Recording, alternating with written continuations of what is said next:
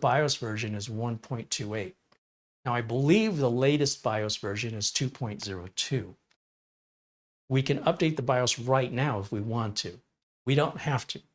When I build computers, I always like to install the latest BIOS update for my customers because I don't know what the BIOS update's fixing. Let's say that I do not update this BIOS and my customer calls me with a problem. After they've had the computer delivered, I'm now going out on a warranty call. If the resolution to the customer's problem is resolved in a BIOS update, I could avoid that warranty call and that inconvenience to my customer by putting the BIOS update on now. But what you choose to do is entirely up to you. I'm not suggesting that my way is right for all people. It's simply how I run my business, and the reason why is here on the streaming computer. I'm going to open up a browser and we're going to go to the support page for this ASRock motherboard. So I'm going to go to Google. I'm going to type in B650I. You can follow along with me. Lightning BIOS. And the first page that pops up, if you're using Google, should be ASRock's homepage for this motherboard. Now, there's always two support areas here. There's a support usually up top, and there's a support down below. The support down below is for this board, okay? So we're going to go to support down below, and you'll see the option for BIOS right here.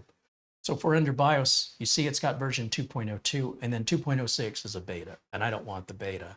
So right here, you'll see there's the instant flash, the BIOS flashback, which we exhibited and demonstrated on the MSI motherboard. I don't think we've done one on ASRock yet.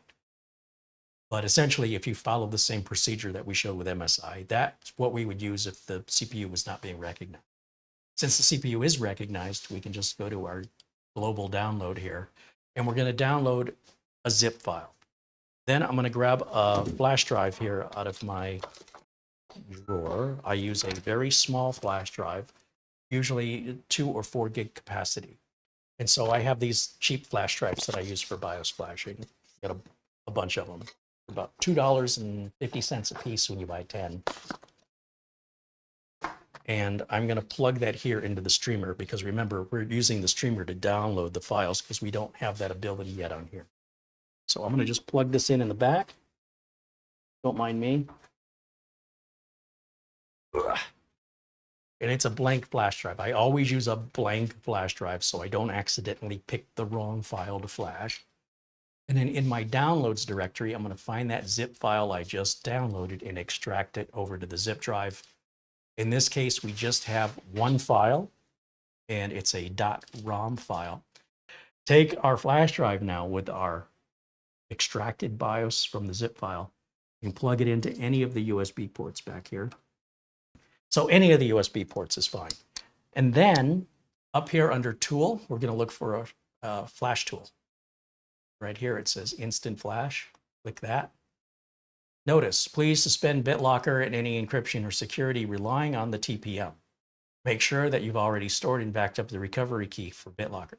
If the recovery key is missing while encryption is active, the data will stay encrypted and the system will not boot into the operating system.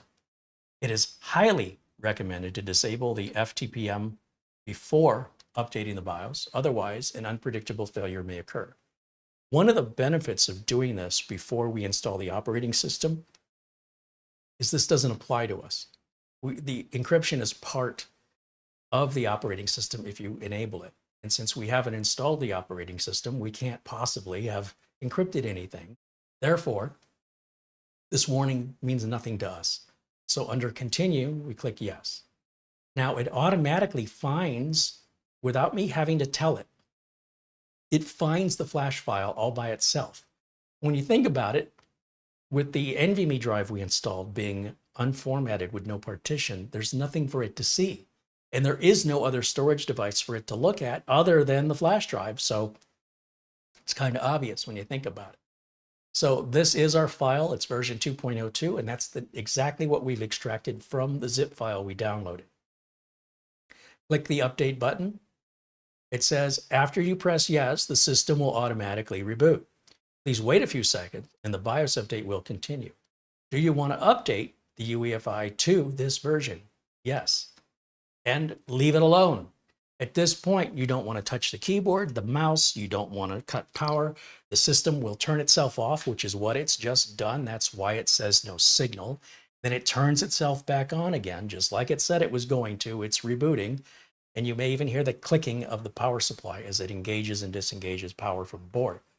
As it starts up, now it will start to flash the BIOS, hands off, don't touch it. It does say, warning, system firmware is being updated. The keyboard is locked. Do not turn the power off.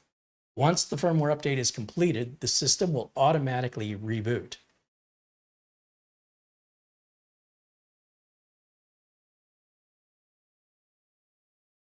Okay, if you see it says no signal, that's because the system's rebooting and the BIOS is still applying even though you don't see anything happening. So again, I can't stress enough, leave the system alone.